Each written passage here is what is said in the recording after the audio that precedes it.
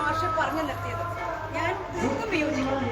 കാരണം എനിക്ക് മാഷ് പറയുന്നിടത്ത് മാഷിനോട് എന്താ പറയാ അനുകൂലമായി പിന്തുണച്ച് സംസാരിക്കണമെന്നാണ് ആഗ്രഹമെങ്കിലും നമ്മൾ ഒരുപക്ഷെ ഇപ്പോ കാണുന്ന ലോകത്തെ അല്ലെങ്കിൽ നമ്മളിപ്പോ ലോകത്തെ പരിചയിക്കുന്നത് എന്ന് പറയുന്നത് അനുനിമിഷം യന്ത്രത്തിന്റെ സാധ്യതകൾ വർദ്ധിച്ചുകൊണ്ടിരിക്കുന്ന വികസിച്ചുകൊണ്ടിരിക്കുന്ന ഒരു സ്ഥലത്താണ്, സമയത്താണ്, കാലത്താണ് നമ്മൾ ജീവിക്കുന്നത്.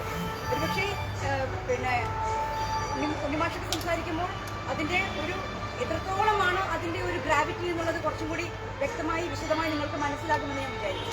ഇപ്പൊ തന്നെ നമ്മുടെ കയ്യിലുള്ള എന്താ പറയാ നിരവധിയായ ടൂളുകൾ, ChatGPT അടക്കമുള്ള, ChatGPT ഒന്നും അല്ല, നിങ്ങളുടെ ഇടയ്ക്ക് നിങ്ങൾ കണ്ടു ഇപ്പം എന്താ പറയാ അമേരിക്കൻ AI ടൂളുകളെ എന്താ പറയാ പിന്തള്ളിക്കൊണ്ട് ചൈനീസ് വിപണി ഈ മേഖലയിലേക്ക് കടന്നു വരികയും DeepSeek അടക്കമുള്ള സംവിധാനങ്ങൾ, AI സംവിധാനങ്ങൾ എങ്ങനെയാണ് ലോകത്തെ മാറ്റിമറിച്ചത് എന്നുള്ളത് ഒക്കെ നിങ്ങൾ വായിച്ചിട്ടുണ്ടാകും. ഇതിൽ എത്ര പേര് AI ടൂളുകൾ ഉപയോഗിക്കുന്നു എന്ന് എനിക്കറിയില്ല. പക്ഷെ ഞാനൊക്കെ നിരന്തരമായി ടൂളുകൾ ഉപയോഗിക്കുന്ന ഒരാളാണ്.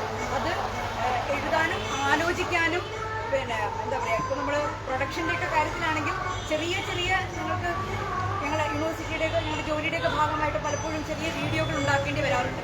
അപ്പം അത്തരത്തിലുള്ള വീഡിയോകൾ ഉണ്ടാക്കുന്നതിന് നിരന്തരമായി ഏറ്റവും അടുത്തിറങ്ങിയിട്ടുള്ള ഒരു AI ടൂൾ എന്ന് പറയുന്നത് ഹിക്ഫീൽഡ് എന്ന് പറഞ്ഞിട്ടുള്ള ഒരു ടൂളാണ്. അതിഗംഭീരമായിട്ടാണ് അത് വീഡിയോ ഉണ്ടാക്കുന്നത്. പെർപ്ലെക്സിറ്റി എന്ന് പറയുന്ന മറ്റൊരു AI ടൂൾ, ക്ലിങ് 2.1, സോറ എന്നൊക്കെയുള്ള വീഡിയോ ടൂളുകളെ കുറിച്ച് നിങ്ങൾ കേട്ടിട്ടുണ്ടാകും. അപ്പം ഇത്തരത്തിലുള്ള വീഡിയോ ടൂളുകൾ ഏത് രീതിയിലാണ് ഒരുപക്ഷെ നമ്മുടെ അധ്വാനത്തെ ലഘൂകരിക്കുന്നത് എന്നൊക്കെയുള്ളത് നമ്മൾ വേറെ തരത്തിൽ അനുഭവിച്ചുകൊണ്ടിരിക്കുകയാണ്. ഞാൻ പറഞ്ഞു വന്നത് ഈ ടൂളുകൾ മാറ്റിമറിക്കാൻ പോകുന്ന ലോകത്തെക്കുറിച്ചല്ല, പക്ഷേ ഇതിന്റെ ഇടയിൽ പെടാൻ സാധ്യതയുള്ള പെട്ടുപോകുന്ന മനുഷ്യരെ കുറിച്ചിട്ടാണ് ഒരുപക്ഷെ നമ്മൾ ആകുലപ്പെടേണ്ടത് എന്ന് ഞാൻ വിചാരിക്കുന്നത്. അതിനു മുമ്പ് ഒരുപക്ഷെ പിന്നെ മാഷ് പറഞ്ഞു നിർത്തിയെടുക്കുന്ന ഒരു തുടർച്ചയെന്നോണം എന്തൊക്കെയാണ് നിലവിൽ ഏതൊക്കെ നിലയിലാണ് സിനിമയിൽ, നമ്മൾ സിനിമയെക്കുറിച്ചിട്ടാണ് സംസാരിക്കുന്നത്, സിനിമയിൽ പ്രീ പ്രൊഡക്ഷൻ മുതലുള്ള മേഖലകളിൽ ഏത് നിലയിലാണ് ഇത്തരത്തിലുള്ള നവ സാങ്കേതിക സംവിധാനങ്ങൾ സിനിമയെ സഹായിച്ചുകൊണ്ടിരിക്കുന്നത് എന്നത് സംബന്ധിച്ച് ഒരു അടിസ്ഥാനപരമായ ഒരു ആലോചന അല്ലെങ്കിൽ ഒരു അറിവ് നമുക്ക് ഉണ്ടാകണം എന്ന് ഞാൻ വിചാരിക്കുന്നു. ഇപ്പോൾ പ്രീ പ്രൊഡക്ഷൻ്റെയൊക്കെ കാര്യത്തിലാണെങ്കിൽ നിങ്ങൾക്കറിയാം, സ്ക്രിപ്റ്റിംഗ് പോലെയുള്ള അല്ലെങ്കിൽ നമ്മൾ ലൊക്കേഷൻ കണ്ടുപിടിക്കുക, അല്ലെങ്കിൽ അഭിനേതാക്കളെ തീരുമാനിക്കുക, ഇപ്പോൾ ലൊക്കേഷൻ ആൻഡ് കാസ്റ്റിംഗ് എന്നൊക്കെയുള്ള തീരുമാനങ്ങൾ എടുക്കേണ്ടത് പ്രീ പ്രൊഡക്ഷൻ സമയത്താണ്. പ്രീ പ്രൊഡക്ഷന് സ്ക്രിപ്റ്റിനെ സഹായിക്കാൻ, സ്ക്രിപ്റ്റിന്റെ ഐഡിയയെ ആലോചിക്കാൻ, അല്ലെങ്കിൽ ഒരു ആശയം നമുക്ക് എന്താ പറയുക നമ്മൾ ഉദ്ദേശിക്കുന്ന ആശയം ശരിയാണോ അല്ലെങ്കിൽ അത് ഫലവത്താകുമോ എന്നതറിയാൻ അടക്കമുള്ള നിരവധിയായ ടൂളുകൾ ഇപ്പോൾ ലഭ്യമാണ്. അപ്പോൾ ഒന്ന് നമ്മുടെ കഥയ്ക്കകത്തുള്ള കഥാപാത്രങ്ങൾ, ഈ കഥാപാത്രങ്ങളുടെ സ്വഭാവ ഘടന അല്ലെങ്കിൽ അതിൻ്റെ ബിഹേവിയേഴ്സ് എങ്ങനെയായിരിക്കണം എന്ന് തീരുമാനിക്കാൻ നമ്മളെ സഹായിക്കുന്ന ടൂളുകൾ ലഭ്യമാണ്. നമ്മുടെ കഥാഘടന എങ്ങനെ മുന്നോട്ട് പോകണം, അതിനകത്ത് എന്തെങ്കിലും തരത്തിലുള്ള ട്വിസ്റ്റുകൾ ഫലപ്രദമാകുമോ, അതിനകത്ത് ലൂപ്പ് ഹോൾസ് ഉണ്ടോ എന്ന തരത്തിലുള്ള അനാലിസിസ് നടത്താൻ പറ്റുന്ന ടൂളുകൾ ലഭ്യമാണ്.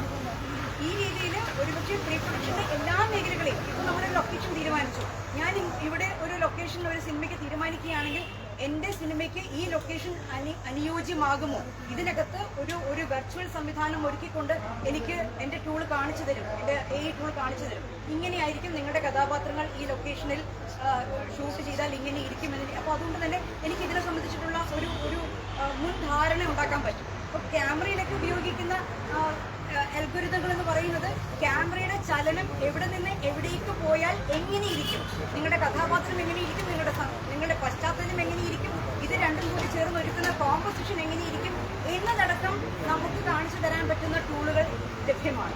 ഇപ്പോൾ മൾട്ടി ക്യാമറ സെറ്റപ്പ് ആണെങ്കിൽ മൾട്ടി ക്യാമറ ഉപയോഗിക്കുന്ന ഒരു സംവിധാനത്തിൽ ഈ മൾട്ടി ക്യാമറകളുടെ സമന്വയം സാധ്യമാക്കാനുള്ള പ്രത്യേകം ടൂളുകൾ ലഭ്യമാണ്. ക്യാമറയുടെ ഓട്ടോമാറ്റിക് രീതിയിൽ അതിൻ്റെ ഫോക്കസിങ്ങും ഫ്രെയിമിങ്ങും, ഇപ്പോൾ നമ്മൾ പലപ്പോഴും നമുക്കറിയാം, ഇപ്പം ഒരു ഫോക്കസ് പുള്ളർ എന്ന് പറഞ്ഞിട്ടുള്ള ഒരാൾ തന്നെ നമ്മുടെ ക്യാമറയുടെ ഒപ്പം എപ്പോഴും ഉണ്ടാകും. അപ്പം അതൊന്നും ആവശ്യമില്ലാത്ത വിധം ഫ്രെയിമിങ്ങും നമ്മുടെ കോമ്പോസിഷൻ്റെ കറക്റ്റ്നെസ്സും ഒക്കെ ജഡ്ജ് ചെയ്യാൻ പറ്റുന്ന ടൂളുകൾ ലഭ്യമാണ്.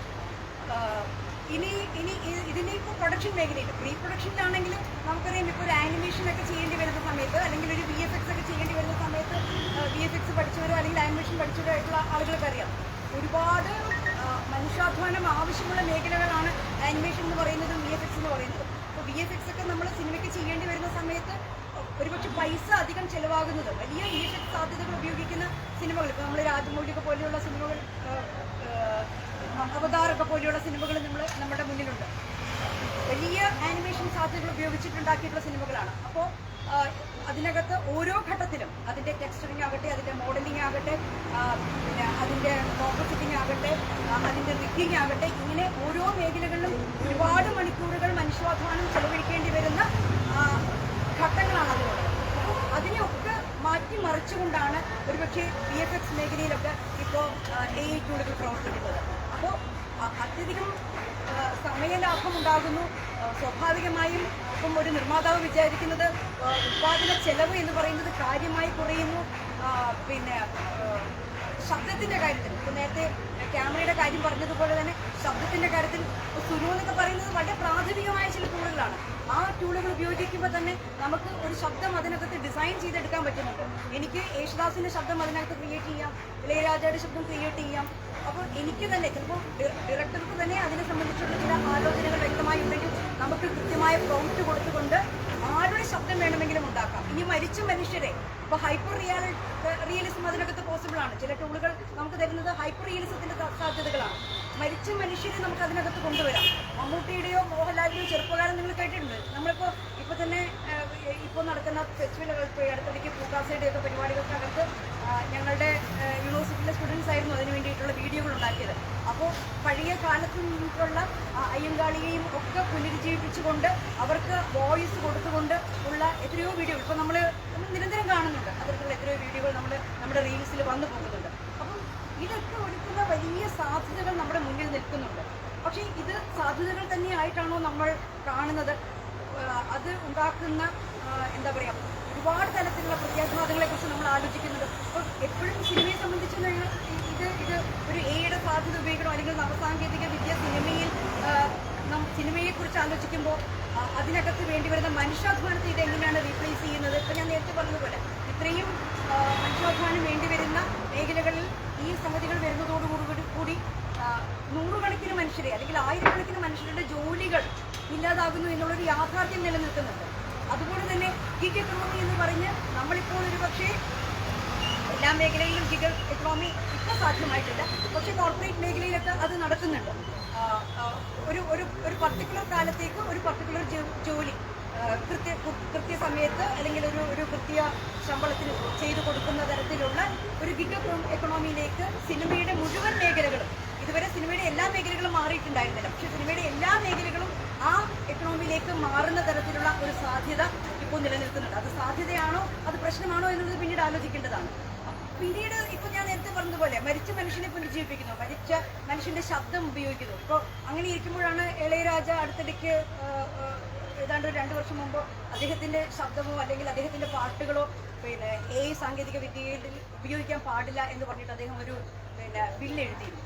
അപ്പോൾ അങ്ങനെ മനുഷ്യരിപ്പോൾ ചെയ്യുന്നുണ്ട്.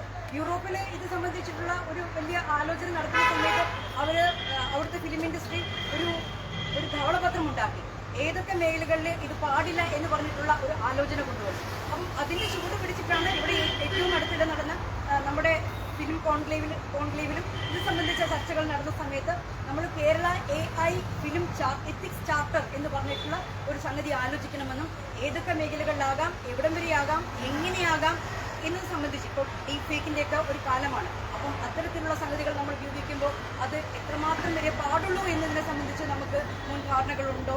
പിന്നെ ഇതിനകത്ത് ആവശ്യമായ പരിശീലനം നമ്മൾ കൊടുക്കേണ്ടതുണ്ട് ആളുകൾക്ക്. ഇപ്പോൾ ഇതിനകത്തൊക്കെ പ്രശ്നമുണ്ട് എന്ന് പറഞ്ഞിട്ട് നമുക്ക് മാറി നിൽക്കാൻ ഉള്ള ഒരു അവസ്ഥ നിലനിൽക്കുന്നില്ല എന്ന് നമുക്ക് എല്ലാവർക്കും അറിയാം. കാരണം നമ്മുടെ വീട്ടിലെ കുട്ടികളടക്കം ChatGPT ഉപയോഗിച്ച് കളിച്ചുകൊണ്ടിരിക്കുന്ന ഒരു കാലത്ത് ഇതൊന്നും ഈ മേഖലയിൽ പറ്റില്ല എന്ന് പറയുന്ന ഒരു കാലം ഇനി സാധ്യമല്ല. അപ്പം അതുകൊണ്ട് തന്നെ ഇത് ഉപയോഗിക്കാനുള്ള പരിശീലനം നമ്മൾ ശ്രദ്ധിക്കുന്നതോടൊപ്പം നമ്മൾ ആർജിക്കുന്നതോടൊപ്പം ഇതിനെ എത്ര കണ്ട് ഉപയോഗിക്കാം, ഇതിനെ എത്തിക്കലായി എങ്ങനെ ഉപയോഗിക്കാം, ഇത് ഉണ്ടാക്കുന്ന നിയമപ്രശ്നങ്ങൾ എന്തൊക്കെയാണ്, നിയമക്കുരുക്കുകൾ എന്തൊക്കെയാണ്. ഇപ്പം ഈ അടുത്തിടയ്ക്ക് തന്നെ ഉണ്ടായിട്ടുള്ള ഒരു സംഗതി എന്ന് പറയുന്നത് യൂറോപ്പിൽ ഒരാളുടെ ഇമേജ് ഉപയോഗിക്കുന്ന സമയത്ത് ഇപ്പം OpenAI ഒക്കെ വളരെ വ്യാപകമായി അവർ ഇമേജുകൾ ഡേറ്റയായി കൊടുക്കുന്ന സമയത്ത് പലരുടെയും ഇമേജുകൾ ഉപയോഗിച്ചുകൊണ്ട് ചില വീഡിയോകൾ ഉണ്ടാക്കുകയും ചില ഫോട്ടോഗ്രാഫുകൾ ഉണ്ടാക്കുകയും ഒക്കെ ചെയ്ത സമയത്ത് അത് സാധ്യമല്ല, ഇനി മനുഷ്യരുടേത് അവരുടെ അനുവാദമില്ലാതെ ഇങ്ങനെ എടുക്കാൻ സാധ്യമല്ല എന്ന തരത്തിലുള്ള ഒരു നിയമം അവരുണ്ടാക്കുന്നതിനെ കുറിച്ചിട്ട്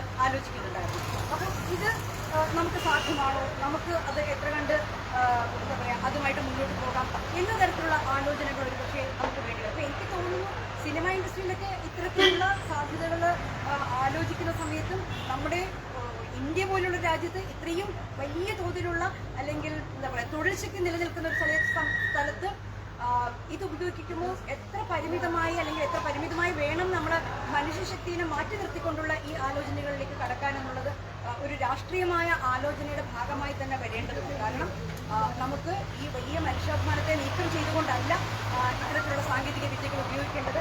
ഈ മനുഷ്യാധ്വാനത്തെ റീസ്കില് ചെയ്യാൻ പറ്റുന്ന തരത്തിലുള്ള എന്ത് സംവിധാനമാണ് നമുക്ക് കൊണ്ടുവരാൻ പറ്റുക. അപ്പോൾ ഇതുവരെ ഒരുപക്ഷെ ക്യാമറ ഉപയോഗിച്ചിട്ടുള്ള ഒരു ക്യാമറാമാനോ അല്ലെങ്കിൽ ക്യാമറ വുമണോ എങ്ങനെയാണ് ഇനി ഒരു അൽഗോരിതം ഉപയോഗിക്കുന്ന ഒരു ക്യാമറയിൽ എങ്ങനെയാണ് അയാൾക്ക് പരിശീലനം കൊടുക്കാൻ പറ്റുക എന്ന തരത്തിൽ നമ്മൾ ആലോചിക്കേണ്ടി വരും. നമ്മൾ ഇതിനകത്ത് ഇപ്പോൾ ഉപയോഗിക്കുന്ന ഒരു എഡിറ്റർ അല്ലെങ്കിൽ ഒരു വിഷ്വൽ എഫക്ട്സ് സൂപ്പർവൈസർ അല്ലെങ്കിൽ വിഷ്വൽ എഫക്ട്സ് ആർട്ടിസ്റ്റിനെ എങ്ങനെയാണ് റീസ്കിൽ ചെയ്തിട്ട് അയാളെ ഈ മേഖലയിൽ പുനഃസ്ഥാപിക്കാൻ പറ്റുക എന്ന് ആലോചിക്കേണ്ടി വരും. പിന്നെയും മാറ്റി നിർത്തപ്പെടുന്ന ഒരു വലിയ ശതമാനം തൊഴിലാളികളെ എങ്ങനെയാണ് നമ്മൾ ഈ മേഖലയിൽ തന്നെ വീണ്ടും അക്കോമഡേറ്റ് ചെയ്യുക എന്ന് ആലോചിക്കേണ്ടി വരും. അപ്പം ഞാൻ വിചാരിക്കുന്നത് ഒരുപക്ഷെ അടുത്ത 5-10 വർഷങ്ങൾക്കുള്ളിൽ തീർച്ചയായും നമ്മൾ വിചാരിച്ചാലും ഇല്ലെങ്കിലും സിനിമാ മേഖല ഒന്നടക്കം. കാരണം എന്ന് വെച്ചാൽ ഏറ്റവും കൂടുതൽ ക്രിയേറ്റീവ് ഇൻഡസ്ട്രിയിലാണ്, എൻ്റർടൈൻമെൻറ്റ് ആൻഡ് ക്രിയേറ്റീവ് ഇൻഡസ്ട്രിയിലാണ് ഇത്തരത്തിലുള്ള സാങ്കേതിക സംവിധാനങ്ങളുടെ ഒരു വിപ്ലവം നമ്മൾ കാണാൻ പോകുന്നത്. അത് നമ്മുടെ എന്താ പറയുക ചിന്തയെയും ആലോചനകളെയും ഒക്കെ മാറ്റിമറിച്ചുകൊണ്ടിരിക്കുകയാണ്. അപ്പം ഞാൻ നേരത്തെ ഡോക്ടറിനോട് പറയണമെന്ന് ഞാൻ ആഗ്രഹിച്ച കാര്യം എന്ന് പറയുന്നത് നമ്മളല്ല ശരിക്കും പറഞ്ഞാൽ ഇപ്പോൾ കാര്യങ്ങൾ തീരുമാനിക്കുന്നത്. അൽഗോരിതംസ് നമ്മുടെ ആലോചനകളെ പോലും എത്രത്തോളം നിയന്ത്രിക്കുന്നു എന്നുള്ളത് നമ്മുടെ ഫേസ്ബുക്കും അല്ലെങ്കിൽ നമ്മുടെ മുന്നിലേക്ക് നമ്മുടെ മൊബൈലിലൂടെ വരുന്ന നോട്ടിഫിക്കേഷൻ നോക്കിക്കഴിഞ്ഞാൽ മനസ്സിലാകും എത്രത്തോളം അൽഗോരിതം നിയന്ത്രിതമായിട്ടുള്ള ജീവിതങ്ങളാണ് നമ്മുടേതെന്ന്. അപ്പം ഇതിനെ മാറ്റി നിർത്തിക്കൊണ്ട് നമുക്കൊരു ജീവിതം സാധ്യമല്ല. കുറച്ചുകൂടെ കഴിയുമ്പോൾ ഇപ്പോൾ തന്നെ ചില പരീക്ഷണങ്ങൾ നടക്കുന്നത് ചില ചിപ്പുകൾ ഘടിപ്പിച്ചുകൊണ്ട് ഉള്ള മനുഷ്യരെ കുറിച്ച് ആലോചിക്കുന്നുണ്ട്. നോക്കൂ, നമ്മളിപ്പോൾ സ്റ്റെൻഡ് ഇട്ട് നമ്മൾ ജീവിക്കുന്നുണ്ട്, അല്ലെങ്കിൽ കാലിൽ കമ്പി അപകടം നടക്കുന്ന സമയത്ത് കാലിൽ കമ്പി കേട് കുറെ കാലം ജീവിക്കുന്നുണ്ട്. അതുപോലെ ചില ചിപ്പുകൾ ഘടിപ്പിച്ചുകൊണ്ട് ജീവിക്കാൻ പറ്റുന്ന മനുഷ്യരെ കുറിച്ച് ലോകം ആലോചിക്കുന്നുണ്ട്, അല്ലെങ്കിൽ ശാസ്ത്ര മേഖല ആലോചിക്കുന്നുണ്ട്. അതിൻ്റെ സാധ്യതകൾ എത്രത്തോളമാണെന്നുള്ള അന്വേഷണങ്ങൾ കാര്യമായി നടക്കുന്നുണ്ട്. അപ്പോൾ അതുകൊണ്ട് തന്നെ ഞാൻ വിചാരിക്കുന്നു എന്താ പറയുക മനുഷ്യനും യന്ത്രവും തമ്മിലുള്ള വേർതിരിവ് ഇല്ലാതായി അത് നേർത്ത് ഇല്ലാതായി വന്നുകൊണ്ടിരിക്കുന്ന ഒരു കാലമാണ്. അപ്പോൾ അതുകൊണ്ട് തന്നെ മനുഷ്യൻ ഇതിനെല്ലാം നിയന്ത്രിക്കാൻ ഇനിയും പിറകിലുണ്ടാകും എന്ന് നമുക്ക് ആലോചിക്കാൻ പറ്റില്ല. ഇപ്പോൾ ഏറ്റവും ഒടുവിൽ ഇപ്പം സ്റ്റീഫൻ ഹോക്കിംഗ് മരിക്കുന്ന സമയത്തൊക്കെ പറഞ്ഞിട്ടുള്ളൊരു കാര്യം എന്ന് പറയുന്നത് എന്താ പറയുക എഐക്ക് ലോകത്തെ വിട്ടുകൊടുക്കരുത് എന്ന് മുന്നറിയിപ്പ് നൽകിക്കൊണ്ടാണ് അദ്ദേഹം മരിച്ചത്. മുസ്തഫ സുലൈമാനെ കുറിച്ച് നിങ്ങൾ കേട്ടിട്ടുണ്ടാവും. ദ കമ്മിങ് വേവ് എന്ന് പറഞ്ഞ പുസ്തകം എഴുതിയിട്ടുള്ള, ലോകത്തെ ഞെട്ടിച്ച ഒരു പുസ്തകം എഴുതിയിട്ടുള്ള മനുഷ്യനാണ്. അതിൽ ഡീപ് മൈൻഡ് എന്ന് പറഞ്ഞിട്ടുള്ള എന്താ പറയുക ആൽഫാഗോയൊക്കെ ഉണ്ടാക്കിയിട്ടുള്ള വലിയ എഐ കമ്പനിയുടെ സംസ്ഥാപകനായിരുന്നു അദ്ദേഹം. അതിൽ നിന്ന് രാജിവെച്ചിട്ട് ഇപ്പോൾ ചെയ്തുകൊണ്ടിരിക്കുന്നത് ലോകത്താകമാനം നടന്നുകൊണ്ട് ഇതിൻ്റെ എത്തിക്കൽ പ്രശ്നങ്ങളെക്കുറിച്ച് സംസാരിച്ചുകൊണ്ടിരിക്കുക എന്ന ജോലിയാണ് അയാൾ ചെയ്തുകൊണ്ടിരിക്കുന്നത്. യുവാൽ ഹരാരിനെ കുറിച്ചിട്ട് നിങ്ങൾക്ക് എല്ലാവർക്കും അറിയാം. അദ്ദേഹത്തിൻ്റെ യൂട്യൂബ് പ്രഭാഷണങ്ങൾ നമ്മൾ കേട്ടിട്ടുള്ളതാണ്. അദ്ദേഹത്തിൻ്റെ പുസ്തകങ്ങൾ സാപ്പിയൻസ് മുതലുള്ള പുസ്തകങ്ങൾ നമ്മളെല്ലാം വായിച്ചിട്ടുണ്ട്. അദ്ദേഹം ഒരുപക്ഷെ ഹോമോ ഡിയൂസിനും പിന്നീട് എഴുതിയ ഹോമോ ഡിയൂസിന് ശേഷം എഴുതിയ 21 Lessons for the 21st Century എന്ന പുസ്തകത്തിൽ വളരെ കൃത്യമായി ഏതൊക്കെ മേഖലകളിലാണ് മനുഷ്യോദ്ധാനത്തെ മുഴുവൻ ഇല്ലാതാക്കിക്കൊണ്ട് എഐ കടന്നു വരികയെന്നും പ്രത്യേകിച്ചും ആരോഗ്യ മേഖലയിലും ബാങ്കിങ് മേഖല വിദ്യാഭ്യാസമല്ല അത്തരത്തിലുള്ള മേഖലകളിലൊക്കെ എങ്ങനെയാണ് ഇത് ആധിപത്യം പുലർത്തുക എന്നും ഉള്ള മുന്നറിയിപ്പ് അദ്ദേഹം നൽകിയിട്ടുണ്ട്. അപ്പോൾ എനിക്ക് വളരെ കൗതുകകരമായി തോന്നിയൊരു കാര്യം എന്ന് പറയുന്നത് ഒരുപക്ഷെ എഐ കമ്പനികളുടെ തലവന്മാരായിരിക്കുകയും ഇതിനുവേണ്ടി ഒരു കാലത്ത് ഉദ്ഘോഷിക്കുകയും സംസാരിക്കുകയും ചെയ്തിട്ടുള്ള ആളുകളൊക്കെ ഇപ്പം അത് നിർത്തിവെച്ചുകൊണ്ട് ഇതുണ്ടാക്കുന്ന പ്രത്യാഘാതങ്ങളെക്കുറിച്ച് ലോകത്തിന് മുന്നറിയിപ്പ് നൽകിക്കൊണ്ടിരിക്കുകയാണെന്നത്. അപ്പം നമ്മളത് ചെവിക്കൊള്ളുന്നുണ്ടോ, എത്രത്തോളം ചെവിക്കൊള്ളുന്നുണ്ട്, എത്രത്തോളം സാധ്യതകളെക്കുറിച്ച് അന്വേഷിക്കുന്നുണ്ടോ എന്നുള്ളത് ഇപ്പോഴും ഒരു പ്രശ്നവൽക്കരിക്കപ്പെട്ട അവസ്ഥയിലാണ്. തൽക്കാലം ഞാൻ ഇത്രയും പറഞ്ഞുകൊണ്ട് അവസാനിപ്പിക്കുന്നു. ചർച്ചയിൽ തുടരാമെന്ന് വിചാരിക്കുന്നു. Thank you.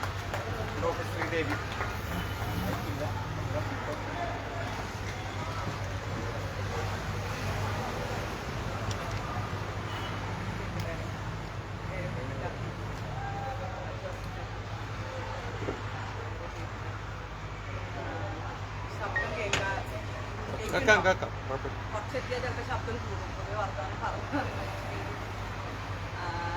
എനിക്കറിയില്ല. ഞാനിനി ഇവിടെ പറയുന്നതിന് സാങ്കത്യം ഉണ്ടോയെന്ന് അറിഞ്ഞില്ല. ഞാൻ കുറച്ചും കൂടി അധ്യാപികയാണ്. മലയാള സർവകലാശാലയിലെ ഫിലിം സ്റ്റഡീസ് വിഭാഗത്തിലെ അധ്യാപികയാണ് ഞാൻ. അപ്പോൾ അതുകൊണ്ട് തന്നെ കുറച്ചും കൂടി അക്കാഡമിക്കലിയാണ് ഇതിനെ സമീപിക്കാൻ ശ്രമിച്ചത്. ചരിത്രപരമായിട്ടും സാങ്കേതികപരമായിട്ടും ഒക്കെ അതിൻ്റെ ഒരു എവല്യൂഷനെ കുറിച്ച് സംസാരിക്കണമെന്നായിരുന്നു വിചാരിച്ചത്. അപ്പുറത്ത് ഇങ്ങനെ ഒരു വലിയ ബഹളം നടക്കുകയും ഇപ്പം അവിടെ ആയിരുന്നെങ്കിൽ ഞാൻ അതിൻ്റെ കൂടെ കൂടേണ്ട ആളായിരുന്നു. Sorry to say that. അപ്പം അതുകൊണ്ട് ഇവിടെ ഇരിക്കുന്ന ആളുകളുടെ അവസ്ഥ എനിക്കറിയാം. ഇവിടെ സംസാരിക്കേണ്ടത് കൊണ്ട് മാത്രമാണ് ഇതൊരു പ്രകടനമാവാതെ പിടിച്ചു നിൽക്കുന്നത്. അപ്പോൾ നല്ല പാട്ടുകളൊക്കെ കേൾക്കുമ്പോൾ അറിയാതെ ആ ശ്രദ്ധയാണ് വിധും ജോസഫേട്ടനും നിർത്തിയെടുത്ത് തന്നെ തുടങ്ങാമെന്ന് തോന്നുന്നു. ആക്ച്വലി ഈ ഒരു സെഷനിൽ സംസാരിക്കാൻ എനിക്ക് വലിയ സന്തോഷമുണ്ട്. കാരണം ഒന്ന്, ജോസഫേട്ടൻ ആദ്യം പറഞ്ഞത് എയെ കുറിച്ച് പറയുകയും അതിൻ്റെ ഒരു ചരിത്രത്തെ ഒന്ന് അടയാളപ്പെടുത്തിയിട്ടുണ്ട്. സിനിമയുടെ എവല്യൂഷനിൽ എങ്ങനെയാണ് അല്ല എങ്ങനെയാണ് ഡിജിറ്റൽ അല്ലെങ്കിൽ സാങ്കേതികത എങ്ങനെ കടന്നു വന്നത്. ഇൻഡസ്ട്രിയൽ റെവല്യൂഷന്റെ ഭാഗമായിട്ടാണ് സിനിമ എന്നുള്ള കല ഉണ്ടാവുന്നത്. നമുക്ക് എല്ലാവർക്കും അറിയാം 1895 ആദ്യം സിനിമ കാണുന്നത്. വ്യാവസായിക വിപ്ലവത്തിന്റെ ഭാഗമായിട്ട് സിനിമ ഉണ്ടായപ്പോൾ തന്നെ സിനിമ അതിന്റെ തുടക്കം തൊട്ടേ സാങ്കേതിക വിദ്യ ഉപയോഗിച്ച് നിർമ്മിക്കപ്പെട്ട ഒരു കലയാണ്. കാരണം ക്യാമറ ഉപയോഗിച്ചിട്ടാണ് നമ്മൾ കണ്ടത് ആദ്യം അടയാളപ്പെടുത്തിയ സിനിമ. ജോസഫേട്ടൻ ഇവിടെ വളരെ കൃത്യമായിട്ട് പറഞ്ഞു. കളർ വന്നത്, പിന്നെ ശബ്ദം വന്നത് സിനിമയിൽ, 3D ആയത്, ക്യാമറ മാറിയത്, അങ്ങനെ സാങ്കേതികത വികസിക്കുകയും അതിനോടൊപ്പം സിനിമ അതിൻ്റെ വാതിലുകൾ തുറന്നിടുകയും നമ്മളൊക്കെ ചിലപ്പോൾ സിനിമയ്ക്ക് അകത്താണെന്ന് തോന്നും. ഞാനിപ്പോൾ ഒരു സിനിമയ്ക്ക് അകത്താണ് നിൽക്കുന്നത്. എൻ്റെ മുന്നിൽ 2 ക്യാമറയാണ് നിൽക്കുന്നത്. അപ്പോൾ ഒരേ സമയം ഞാൻ കമ്മോഡിറ്റി ആണ്, ഇവിടെ കമ്മോഡിറ്റി ആയിട്ടാണ് ഞാൻ നിൽക്കുന്നത്. പക്ഷേ സിനിമയെ കുറിച്ച് സംസാരിക്കാനാണ് വരുന്നത്. ഒരു പക്ഷെ നമ്മൾ അല്ലെങ്കിൽ ഇതിനെക്കുറിച്ച് ആശങ്കപ്പെടുകയാണ്. ഇപ്പോൾ വിധു ഇവിടെ പറഞ്ഞു എയുടെ കാലഘട്ടത്തിൽ ഈ ഒട്ടാകെ വിഴുങ്ങിപ്പോകുന്ന ഒരു സിനിമാ വ്യവസായത്തെക്കുറിച്ച്, അല്ലെങ്കിൽ വിഴുങ്ങിക്കൊണ്ടിരിക്കുന്ന മനുഷ്യനായ നമ്മളെക്കുറിച്ച്, മനുഷ്യൻ എന്നുള്ള വാക്കിനെ കുറിച്ച് പോലും നമ്മൾ തർക്കിച്ചുകൊണ്ടിരിക്കുന്ന ആ ഒരു അവസ്ഥയെ പറ്റി. പക്ഷെ അതിനെയും കവിഞ്ഞ് മനുഷ്യൻ നിൽക്കുമെന്നുള്ള ഒരു, ഞാൻ ആക്ച്വലി ഇത് രണ്ടുമല്ല, അതുകൊണ്ടാണ് ഇതിനൊരു ചേർത്ത് വയ്ക്കാൻ എനിക്ക് ഇങ്ങനെ ഒരു പിന്നെ അത് നിൽക്കുമോ നിൽക്കുന്നേ എന്നുള്ളതല്ല എൻ്റെ ആശങ്ക. ഇതിനകത്ത് ഒരു പക്ഷേ ഇത് വിഴുങ്ങിക്കഴിഞ്ഞെങ്കിൽ, അല്ലെങ്കിൽ അഥവാ നമ്മൾ മനുഷ്യൻ ജീവിക്കണം, അതൊക്കെ ഇനി വരാനിരിക്കുന്ന കാര്യങ്ങളാണ്. നിലവിൽ നമ്മൾ എങ്ങനെ സർവൈവ് ചെയ്യും എന്നതാണ് ഞാൻ ആലോചിക്കുന്ന സംഗതി. റെസിസ്റ്റൻസിന്റെ ഒരു പാത്ത് എവിടെയാണ്? ഇപ്പൊ ഞാൻ പറഞ്ഞില്ലേ, ഇവിടെ ഞാൻ ഈ വർത്തമാനം പറയാൻ വന്ന് നിൽക്കുന്ന സമയത്ത് ഞാൻ എന്തിനെ കുറിച്ചാണോ ആശങ്കപ്പെടുന്നത് അതിന്റെ കമ്മോഡിറ്റി ആയിട്ടാണ് ഞാൻ നിൽക്കുന്നത്. ചരക്കിനെ കുറിച്ച് സംസാരിക്കുമ്പോൾ ക്യാപിറ്റലിന്റെ ഒരു കമ്മോഡിറ്റി ആയിട്ടാണ് ഞാൻ എനെ കാണുന്നത്. മുതലാളിത്തത്തിന്റെ ഒരു കമ്മോഡിറ്റി ആയിട്ടാണ് എനെ കാണുന്നത്. അതിന്റെ തന്നെ ഭാഗമായിട്ടാണ് നിങ്ങൾ എന്ത് പറയുന്നു അത് ഉപയോഗിച്ചുകൊണ്ട് തന്നെ നിങ്ങൾക്ക് നേരെ നിൽക്കാൻ ഇന്ന് ഒരു പക്ഷേ ക്യാപിറ്റലിന് സാധിക്കുന്നില്ല. അത് നമ്മളുടെ ഓരോ വാക്കിൽ നിന്നും നമ്മുടെ ഓരോ പ്രവൃത്തിയിൽ നിന്നും തന്നെയാണ്. ഞാനിങ്ങനെ ആലോചിച്ചപ്പോൾ സിനിമയുടെ, ഇപ്പോൾ ജോസഫേട്ടൻ പറഞ്ഞ പോലെ സിനിമയുടെ ചരിത്രം നമ്മൾ കണ്ടപ്പോൾ ഇതൊക്കെ ഒരു യൂണിവേഴ്സൽ കഥകളാണ് ആദ്യം. അല്ല, അപ്പോൾ ഓരോ കഥകൾ മാറി വരുമ്പോഴും സിനിമ എന്ന് പറയുന്നത് യൂണിവേഴ്സലാണ് കഥ എന്ന് പറയുന്നത്. അപ്പോൾ അതിനകത്ത് ശബ്ദം ആവശ്യം ഉണ്ടായിരുന്നില്ല. ഈ കഥ കണ്ടാൽ നമുക്ക് മനസ്സിലാവും, ചിലത് എഴുതി കാണിക്കും, അങ്ങനെ പോയി. എപ്പോഴാണ് പ്രാദേശിക സിനിമ ഉണ്ടാകുന്നത് വളരെ പ്രധാനമാണ്. നിങ്ങൾ നിങ്ങളുടെ സ്വത്വത്തെ അടയാളപ്പെടുത്താൻ ശ്രമിക്കുമ്പോൾ, അല്ലെങ്കിൽ നമ്മളെ പറയാൻ ശ്രമിക്കുമ്പോൾ, മലയാളത്തിൽ ഇറങ്ങിയ ഒരു സിനിമയുടെ പേര് അങ്കമാലി ഡയറീസ് കട്ട ലോക്കൽ എന്നാണ്. എന്താണ് ഈ കട്ട ലോക്കൽ എന്നുള്ളത് വളരെ പ്രധാനം. കട്ട ലോക്കലായ എന്നെ എനിക്ക് പറയേണ്ടതുണ്ട്. അപ്പോൾ അഭിനയത്തിന് പുറത്തുള്ളൊരു ഞാനുണ്ട്. പക്ഷെ ഇപ്പം ഞാൻ നേരത്തെ പറഞ്ഞ പോലെ ഇവിടെ നിൽക്കുമ്പോൾ തന്നെ എനിക്കറിയാം ഞാൻ ഒരു അഭിനയത്തിലാണ് നിൽക്കുന്നത്. ഞാൻ സിനിമയ്ക്ക് പുറത്തല്ല, സിനിമീയമായിട്ടാണ് ഇവിടെ നിൽക്കുന്നത്. കാരണം ഒരു തരത്തിലുള്ള ഒരു വിഷ്വലൈസേഷന്റെ ഭാഗമായിക്കൊണ്ടിരിക്കുന്നത്. അപ്പോൾ സിനിമ എന്നുള്ള വാക്ക് ഇന്ന് ബഹുദൂരം സഞ്ചരിച്ചു. അത് നമുക്കറിയാം, സിനിമ എന്നുള്ള വാക്കിൽ നിന്നാണ് സിനിമ ഉണ്ടായതെന്ന്. സിനിമ എന്നുള്ള വാക്കിന്റെ അർത്ഥം ഗ്രീക്ക് ടേമാണ്. അതിന്റെ അർത്ഥം മൂവ്മെന്റ് എന്നാണ്. റെഫീൻ എന്ന് പറഞ്ഞു കഴിഞ്ഞാൽ റെക്കോർഡ് എന്നുള്ള അർത്ഥം. അതിനെ എങ്ങനെ മൂവ്മെന്റിനെ അടയാളപ്പെടുത്തുക എന്നുള്ളതാണ് സിനിമ ആ വാക്കുകൊണ്ട് തന്നെ അർത്ഥമാക്കുന്നത്. ചലന കലയായിട്ടാണ് സിനിമയെ നമ്മൾ അടയാളപ്പെടുത്തുകയും കാണുകയും ചെയ്തത്. പക്ഷേ അങ്ങനെ ഈ ചലനകലയായിട്ട് എഡിസന്റെ ഒരു പരീക്ഷണശാലയിൽ ഉണ്ടായിട്ടുള്ള ഒരു ശാസ്ത്ര കൗതുകമായിട്ട് സിനിമ. ഈ ശാസ്ത്ര കൗതുകമാണ് നമ്മൾ ആദ്യകാലങ്ങളിലൊക്കെ കാണുന്നത്. ശാസ്ത്രത്തിന്റെ അത്ഭുതമായിട്ടാണ്. പിന്നീട് ഇതിലൂടെ കഥ പറയാൻ പറ്റുന്നു വരുന്നു. ഇതിലൂടെ നമ്മൾ പേടിപ്പെടുത്തുന്ന കഥകൾ പറയുന്നു. അനുഭവത്തിന്റെ ലോകത്തിലേക്ക് നമ്മൾ ഈ ഗ്രാൻഡ് നെറേറ്റീവ്സുകളൊക്കെ ശീലിച്ച, ലിറ്ററേച്ചറിലൂടെയൊക്കെ ശീലിച്ച ആളുകളിലേക്ക് ഗ്രാൻഡ് നെറേറ്റീവായിട്ട് സിനിമ വരാൻ തുടങ്ങി. ആദ്യകാല സിനിമകൾ നിങ്ങൾ നോക്കിയറിയാം, വലിയൊരു തലമുറയുടെ കഥയാണ് പറയുന്നത്. പിന്നെ ചുരുങ്ങി 1 മണിക്കൂറിന്റെ കഥ പറയുന്ന, അല്ലെങ്കിൽ അങ്ങനെ ഒരു മൊമെന്റിന്റെ കഥ പറയുന്ന സിനിമ വരെ ഉണ്ടായി. അപ്പൊ സിനിമ എപ്പോഴും സമയവുമായി ബന്ധപ്പെട്ടിട്ട്, ഡെല്യൂസ് ഒക്കെ അത് പറഞ്ഞിട്ടുണ്ട്. തർക്കോസ്കിയുടെ ഒരു പുസ്തകത്തിന്റെ പേര് തന്നെ സ്കൾപ്റ്റിംഗ് ഇൻ ടൈം എന്നാണ്. സമയത്തിൽ കൊത്തിയെടുത്ത ഒരു ശില്പമായിട്ട് നമ്മുടെ മുന്നിൽ സിനിമ നിൽക്കുന്നുണ്ട്. അപ്പൊ ഇങ്ങനെയുള്ള പലതരത്തിലുള്ള ആലോചനകളാണ് സിനിമയുമായി മുൻനിർത്തിയിട്ട് ഞാൻ പറയാൻ തുടങ്ങിയത്. അപ്പൊ നമുക്കറിയാവുന്ന പോലെ ഈ ഒരു ആശങ്ക, ഡിജിറ്റൽ യുഗം എന്ന് പറയുന്നത് സിനിമയുടെ മരണത്തെ സൂചിപ്പിക്കുന്നതാണോ എന്നുള്ളൊരു ചോദ്യം. ഇത് പിന്നെ ഡിജിറ്റൽ ഏജ് എന്ന് പറഞ്ഞ സിനിമ പുസ്തകത്തിനകത്ത് നിക്കോളാസ് എന്ന് പറയുന്ന ഒരാൾ ചോദിച്ചിട്ടുള്ള ഒരു ചോദ്യം കൂടിയാണ്, പുസ്തകത്തിനകത്ത് തന്നെ ചോദിക്കുന്നതാണ് ഈ ഒരു ആശങ്ക. ഡിജിറ്റൽ യുഗം എന്ന് പറയുന്നത് സിനിമയുടെ ഡെത്ത് ഓഫ് ദ ഓർഡർ എന്നൊക്കെ നമ്മൾ കേട്ടതുപോലെ സിനിമയുടെ ഒരു മരണത്തെയാണ് ഇത് ആശങ്കപ്പെടുന്നത്. അതോ സിനിമ വേറൊരു ഫോമിൽ അല്ലെങ്കിൽ അതിൻ്റെ ഒരു പുനർജന്മമാണോ, അതോ ഇതിലൊന്നും പെടാത്ത നമ്മൾ അല്ലെങ്കിൽ ഒരു പുതിയ ഒന്നിൻ്റെ ആവിർഭാവത്തിന് സാക്ഷ്യം വഹിച്ചുകൊണ്ടിരിക്കുകയാണോ നമ്മൾ എന്നുള്ളത് ഒരു പ്രധാനപ്പെട്ട ചോദ്യം. സിനിമ കാണാത്തൊരു തലമുറയിൽ നിന്ന് സിനിമ കണ്ടൊരു തലമുറ വന്നു, പിന്നെ റേഡിയോ കേട്ടിരുന്ന തലമുറയിൽ നിന്നും സിനിമ അത് മറ്റേ ശ്രവ്യം മാത്രമല്ല ദൃശ്യം കൂടി ഉണ്ട് എന്ന് പറഞ്ഞുകൊണ്ട് ദൃശ്യം കണ്ടൊരു തലമുറ വന്നു, മൊബൈൽ വന്ന തലമുറ വന്നു, ജെൻസി, ജെൻ ആൽഫ എന്നൊക്കെ പറഞ്ഞുകൊണ്ട് പലതരം തലമുറകളുണ്ടായി. ഇപ്പോൾ സ്മാർട്ട് ഫോണിന്റെ കാലത്ത് മാത്രം ജനിച്ച തലമുറകളുണ്ട്. അപ്പൊ അവരെങ്ങനെയാണ് ലോകത്തെ കാണുന്നതെന്നൊക്കെ വളരെ വ്യത്യസ്തമായിട്ടുള്ള ഒന്നാണ്. അപ്പോൾ സിനിമ എന്ന് പറയുന്ന കല നമ്മൾ ചരിത്രം നോക്കുമ്പോൾ ഇത്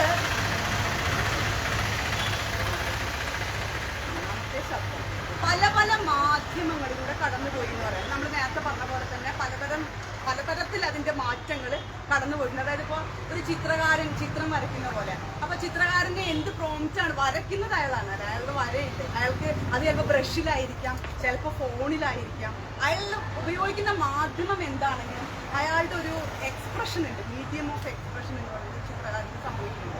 അതുപോലെ തന്നെ പ്രോംപ്റ്റ് കൊടുക്കുന്ന, നിലവിലാണ് ഞാൻ പറയുന്നത്, പ്രോംപ്റ്റ് കൊടുക്കുന്ന ഒരു മനുഷ്യനുണ്ട് അല്ലെങ്കിൽ ഒരു ആർട്ടിസ്റ്റ് ഉണ്ട്. ഇയാൾ അയാളുടെ ആർട്ടിസ്റ്റിക് ഫ്രീഡം ഉപയോഗിച്ചുകൊണ്ട് പലതരത്തിലുള്ള നിർമ്മിതികൾ നടത്തുന്നതായിട്ട് നിലവിൽ നമുക്ക് സിനിമയെ നോക്കി കാണാവുന്നത് കൂടിയാണ് ഏയുടെ കാലത്ത്. അപ്പോൾ ഈ സിനിമ ഇങ്ങനെ നിൽക്കുന്ന ഒരു പെർട്ടിക്കുലർ പീരീഡിൽ സിനിമ നിലനിൽക്കുമോ ജീവിക്കുമോ എന്നൊക്കെ തുടങ്ങിയിട്ടുള്ള പലതരത്തിലുള്ള ആശങ്കകൾ നിൽക്കുന്ന ഒരു സമയത്ത് സിനിമയെ മുൻനിർത്തി പറയുകയാണെങ്കിൽ ആക്ച്വലി സിനിമയുടെ ഒരു ചരിത്രം ഇതിൽ വളരെ പ്രധാനമാണെന്ന് വിചാരിക്കുന്നുണ്ട്. സിനിമയുടെ സൈദ്ധാന്തികർ മുഴുവൻ സിനിമ ഉണ്ടായ കാലം മുതൽ ചോദിച്ച ഒരു ചോദ്യം, വാട്ട് ഇസ് സിനിമ, എന്താണ് സിനിമ? ആൻഡ്രേ ബാസിൻ മുതൽ 2 വോള്യമായിട്ട് അദ്ദേഹം എഴുതിയ പുസ്തകത്തിന്റെ പേരാണ് വാട്ട് ഇസ് സിനിമ. സീക്രട്ട് ക്രക്കോവർ എന്ന് പറയുന്ന പിന്നീട് ഇത് തന്നെ അദ്ദേഹം റിഡംഷൻ ഓഫ് ഫിസിക്കൽ റിയാലിറ്റി എന്നാണ് പറഞ്ഞത്. യാഥാർത്ഥ്യത്തിൽ നിന്നുള്ള മോചനമായിട്ടാണ് സിനിമയെ അവതരിപ്പിക്കുന്നത്. അപ്പൊ യഥാർത്ഥവുമായി ബന്ധപ്പെട്ടുകൊണ്ടാണ് ആദ്യകാലത്ത് സിനിമ അതിന്റെ നിലനിൽപ്പുണ്ടായിട്ടുള്ളത്. അപ്പം ഈ എന്താണ് യാഥാർത്ഥ്യം, നമ്മൾ നിലവിൽ കാണുന്ന യാഥാർത്ഥ്യം. ഇപ്പൊ ക്യാമറ ഇട്ട് വെച്ച് കഴിഞ്ഞാൽ നമ്മൾ യാഥാർത്ഥ്യത്തെ ഷൂട്ട് ചെയ്യുന്നു. അപ്പൊ ആദ്യകാലത്ത് യാഥാർത്ഥ്യത്തെ ഷൂട്ട് ചെയ്തത് ക്യാമറ കൊണ്ട് വെറുതെ ഷൂട്ട് ചെയ്ത് നമ്മുടെ മുന്നിൽ അവതരിപ്പിക്കുകയായിരുന്നു. അതിനെ നമ്മൾ ആക്ച്വാലിറ്റി സിനിമ, അതായത് യഥാർത്ഥ സിനിമ, യഥാർത്ഥത്തെ നേരിട്ട് അവതരിപ്പിക്കുന്നു. അപ്പൊ ഈ അത് വെച്ചുകൊണ്ട് ഞാനിവിടെ പറയുന്നത് റെക്കോർഡ് ചെയ്യുന്ന പോലെ റെക്കോർഡ് ചെയ്ത് അവതരിപ്പിച്ചു. പിന്നീടാണ് യാഥാർത്ഥ്യം, അതല്ല അതിനപ്പുറമുണ്ട്, യാഥാർത്ഥ്യം ചിലപ്പോൾ പറഞ്ഞു കൊടുക്കേണ്ടതുണ്ട്, കഥയായിട്ട് രൂപാന്തരപ്പെടുന്നു. അപ്പൊ അതിനകത്ത് സങ്കേതങ്ങൾ വരുന്നു, എഡിറ്റിംഗ് വരുന്നു, ക്യാമറ മൂവ്മെന്റുകൾ വരുന്നു, മിസൻസീൻ, മൊണ്ടാഷ് എന്നൊക്കെ തുടങ്ങി സിനിമ അതിന്റെ ഭാഷാപരമായി വികസിക്കുകയും സിനിമ ഒരു ഭാഷയായിട്ട് രൂപാന്തരപ്പെടുകയും ചെയ്തു. അങ്ങനെ അത് കലാപരമായിട്ടുള്ള വലിയ ഇത്തരത്തിലുള്ള കഥ പറയുന്ന പ്രവർത്തനങ്ങളൊക്കെ നടത്തും. ഇന്ന് സംസ്കാരത്തിൽ ഇടപെടുന്ന ഒരു കൾച്ചറൽ ആർട്ടിഫാക്റ്റ് ആയിട്ട് സിനിമയെ നമ്മൾ മനസ്സിലാക്കുന്നു.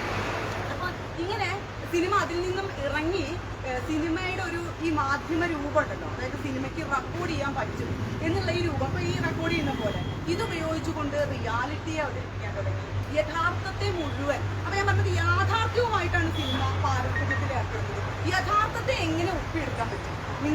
അപ്പൊ നമ്മൾ അവതരിപ്പിച്ച യാഥാർത്ഥ്യം അത് എന്റെ യാഥാർത്ഥ്യമല്ല എന്ന് പറയുന്നു. അപ്പൊ എന്റെ യാഥാർത്ഥ്യത്തെ കുറിച്ചുള്ള സിനിമ എടുക്കാൻ തുടങ്ങുന്നു.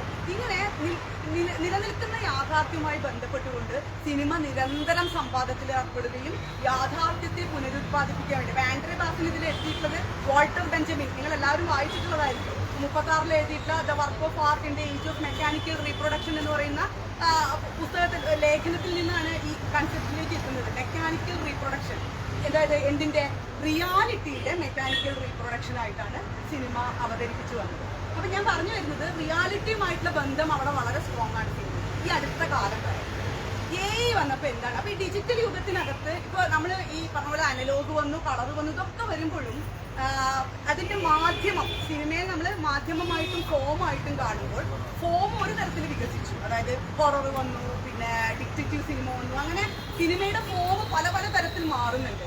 മാധ്യമമായിട്ടും അത് പലതരത്തിൽ മാറുന്നുണ്ട്. അതിലേക്ക് പല പല മാധ്യമങ്ങൾ കടന്നു വരുന്നു, അങ്ങനെ അങ്ങനെ. അപ്പൊ ഇത് ഫോമും മീഡിയവുമായിട്ട് ഇങ്ങനെ പരന്നു കിടക്കുന്ന ഒരു സിനിമയെ നമുക്ക് കാണാൻ പറ്റും. ഇതിന്റെ കാരണം എന്താ വെച്ചാല്, ഒന്ന് അവിടെ ഒരു റിയാലിറ്റി ഉണ്ട്, നമുക്ക് ഷൂട്ട് ചെയ്യണം, പിന്നെ എന്ത് ചെയ്യണം, അത് കൊണ്ടുവന്ന് പ്രദർശിപ്പിക്കണം അല്ലെ. അപ്പൊ അവിടെ ക്യാമറയുണ്ട്, തത്സമയമല്ല സിനിമ. ഷൂട്ട് ചെയ്താൽ നിങ്ങൾക്ക് അപ്പം മോണിറ്ററിൽ ഇത് കാണാൻ പറ്റാത്തൊരു കാലം ഉണ്ടായിരുന്നു.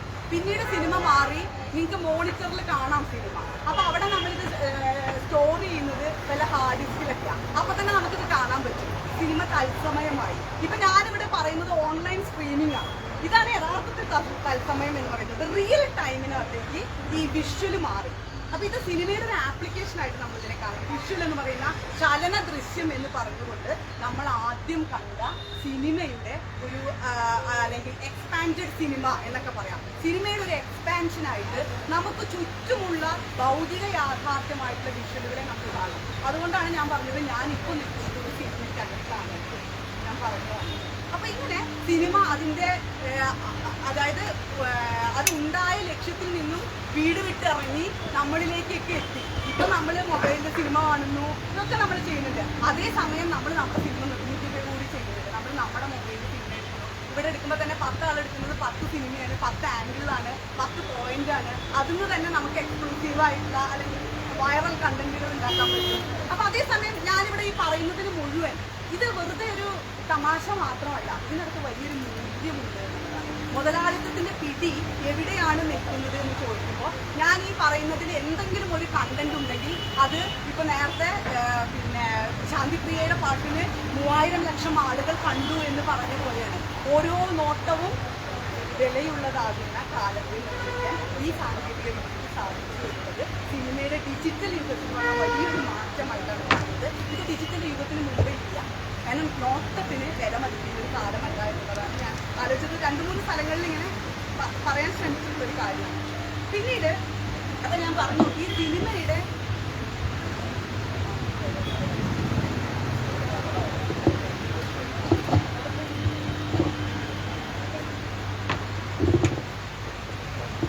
എനിക്ക് സൗകര്യമാണ്.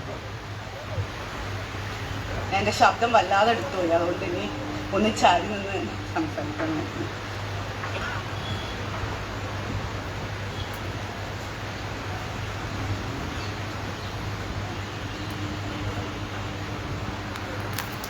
ഞാൻ ആൻഡ്രേ ബസിനെ കുറിച്ച് പറഞ്ഞു അല്ലെ. Cinema volume 2 volume what is cinema എന്ന് പറയുന്ന പുസ്തകം എഴുതിയിട്ടുള്ള ആൻഡ്രേ ബസിൻ എന്ന് പറയുന്ന ആദ്യകാലത്ത്. അപ്പൊ അദ്ദേഹം പറഞ്ഞൊരു സാധനം, ഒരു ആശയം എന്ന് പറയുന്നത് സിനിമ യാഥാർത്ഥ്യത്തെ പകർത്തുന്ന ഒരു മെക്കാനിക്കൽ സാങ്കേതിക വിദ്യ മാത്രമല്ല എന്ന് പറയുന്നുണ്ട്. പകരമോ ഒരു യാഥാർത്ഥ്യത്തെ ഒരു പുതിയ ദൃശ്യ അനുഭവമായിട്ടാണ് നമ്മുടെ മുന്നിൽ തരുന്നത്. യാഥാർത്ഥ്യം എന്ന് പറയുന്നത് നമുക്ക് ഇങ്ങനെ കണ്ട ഇഷ്ടപ്പെടില്ല, പക്ഷെ വീഡിയോ ആയിട്ട് കണ്ടാൽ നമുക്ക് കാണാൻ ഇഷ്ടമുള്ള ഒന്നായിട്ട് യാഥാർത്ഥ്യം. നമ്മളൊക്കെ എപ്പോഴും ഫ്രെയിംഡ് റിയാലിറ്റിയിലാണ്, അതായത് സിനിമ ഉണ്ടാക്കിയിട്ടുള്ളതാണ്. നമ്മുടെ എല്ലാ കാഴ്ചയിലും ഇരിക്കുന്ന ഓരോ ആളുകളെ ഓരോ ഫോട്ടോഗ്രാഫ് ഓരോ ഫ്രെയിം ഒക്കെ ആയിട്ടായിരിക്കും നമ്മൾ കാണേണ്ടത്. അങ്ങനെ സിനിമ അത്രമേൽ നമ്മളിൽ ആന്തരികമായി പോകുന്ന ഒരു കാലം കൂടിയാണ് എന്ന് നമുക്ക് പറയാൻ പറ്റും. സിഗാവെട്ടോ എന്ന് പറയുന്ന ആളുടെ മാൻ വിത്ത് മൂവി ക്യാമറ എന്ന് പറയുന്ന ഒരു സിനിമയുണ്ട്. അപ്പൊ ഇതിനകത്ത് നിങ്ങൾ നോക്കുമ്പോൾ മാൻ വിത്ത് മൂവി ക്യാമറ എന്നുള്ള സിനിമ ഭയങ്കര ഇൻട്രസ്റ്റിംഗ് ആണ്. ഒരു മനുഷ്യൻ ഒരു ക്യാമറയും എടുത്ത് നടന്നു പോകുന്നു.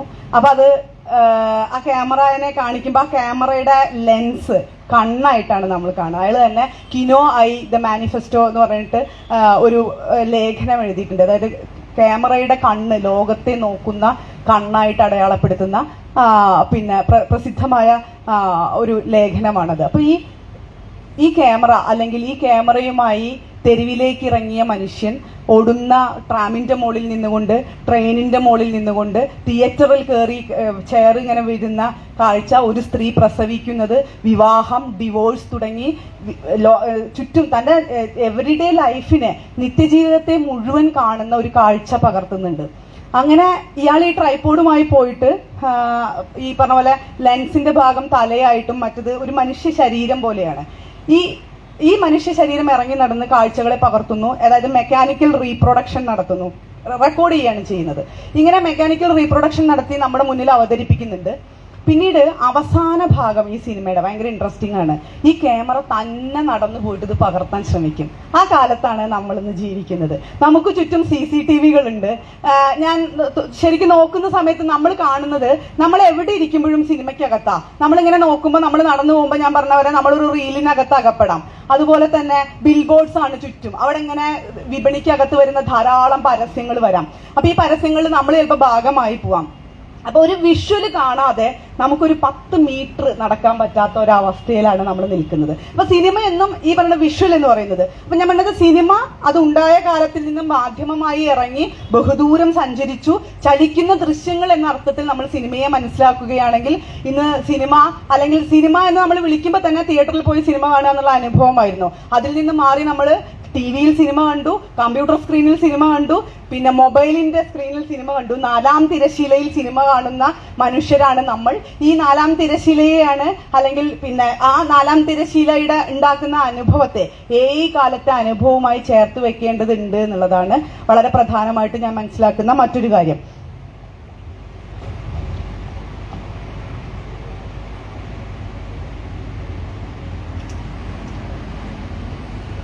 അപ്പോൾ പറഞ്ഞൊരു പോയിന്റ് ഇതാണ്. വീണ്ടും ഞാൻ ഒന്നും കൂടെ റിവൈൻഡ് ചെയ്യാണ്.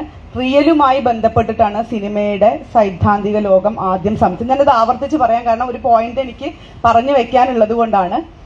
അപ്പോൾ ആദ്യകാല സൈദ്ധാന്തികർ റുഡോൾഫ് ആൻഹെയിം, അതുപോലെ തന്നെ ഐസൻസ്റ്റീൻ, സീഗ്ഫ്രൈഡ് ക്രൊക്കോവർ എന്നൊക്കെ തുടങ്ങിയിട്ടുള്ള ധാരാളം സൈദ്ധാന്തകർ സിനിമയെ നോക്കിയിട്ടുള്ളത് പിന്നെ സിനിമയെ ഡിഫൈൻ ചെയ്യാനാണ് ശ്രമിച്ചിട്ടുള്ളത്. അപ്പൊ അവരൊക്കെ ഓരോ തരം സിനിമ പറഞ്ഞു വെച്ചു. അത് അവരുടെ ഒരു കൈൻഡ് ഓഫ് സിനിമ എന്ന് പറയാൻ പറ്റും. പക്ഷെ എല്ലാവരും ഈ പ്രവർത്തനത്തിലാണ് ഏർപ്പെട്ടുകൊണ്ടിരുന്നത്. എന്താണ് സിനിമ, വാട്ട് ഈസ് സിനിമ എന്നുള്ള ഒരു തത്വചിന്താപരമായ അന്വേഷണമാണ് നടത്തിയിരുന്നത്. പലതരത്തിൽ അവർ സിനിമയെ ഡിഫൈൻ ചെയ്യാൻ ശ്രമിച്ചിട്ടുമുണ്ട്.